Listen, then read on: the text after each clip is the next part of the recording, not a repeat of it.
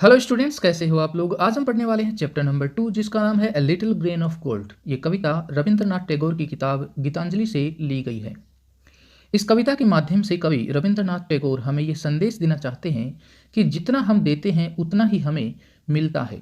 इसीलिए जब दान देने का समय आए या किसी की मदद करने का मौका मिले तो हमें भरपूर दान देना चाहिए और पूरी मदद करनी चाहिए।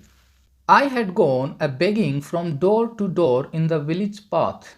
कवि रविंद्रनाथ टैगोर कहते हैं कि एक दिन मैं एक गांव में घर घर जाकर भीख मांग रहा था। When thy golden chariot appeared in the distance like a gorgeous dream. Thy means आपका, chariot means Rath and gorgeous means सुंदर। तभी मैंने देखा कि आपका सोने का बना रथ एक सुंदर सपने की तरह मेरी तरफ आ रहा था। And I wandered who was this king of all Kings. और मैंने सोचा कि ये राजाओं का राजा कौन है। My hopes rose high and me thought my evil days were at an end. कवि कहता है कि आपके सोने के बने रथ को देखकर मेरी उम्मीदें जाग गईं और मैंने सोचा कि अब मेरे बुरे दिन खत्म हो जाएंगे। And I stood waiting for alms to be given unasked. और मैं जहां था वहीं खड़ा हो गया और बिना पूछे ही भीख मिलने का इंतजार करने लगा। And for wealth scattered on all sides in the dust. मैंने सोचा कि आज मुझे इतना ज़्यादा धन मिलेगा कि मैं उसे संभाल ही नहीं पाऊंगा और वो मेरे चारों तरफ मिट्टी में बिखर जाएगा। The chariot stopped where I stood. मैं जहां खड़ा था वहीं आपका रथ आकर रुक गया। Thy glance fell on me. आपकी नज़र मुझ पर पड़ी। And thou camest down with a smile. और आप मुस्कुराते हुए अपने रथ से नीचे आई। I felt that the luck of my life had come at last. मैंने महसूस किया कि आखिरकार मेरे जीवन में भाग्य आ चुका है। मुझे लगा कि मैं धनवान बनने वाला हूँ। Then of a sudden thou didst hold out thy right hand. तभी अचानक आपने अपने दाहिने हाथ को आगे बढ़ाया। And say what hast thou to give to me.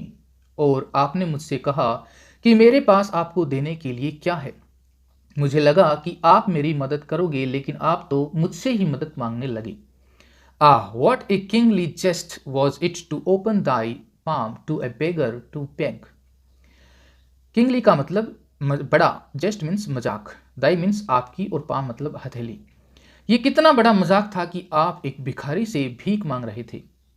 I was confuse and stood undecided. कवि कहता है कि मैं तो उलझन में पड़ गया और फैसला ही नहीं कर पाया कि मुझे क्या करना है। And then from my wallet I slowly took out the least little grain of corn. और फिर मैंने अपने झोले में से अनाज का सबसे छोटा दाना बाहर निकाला। And gave it to thee. और आपको दे दिया।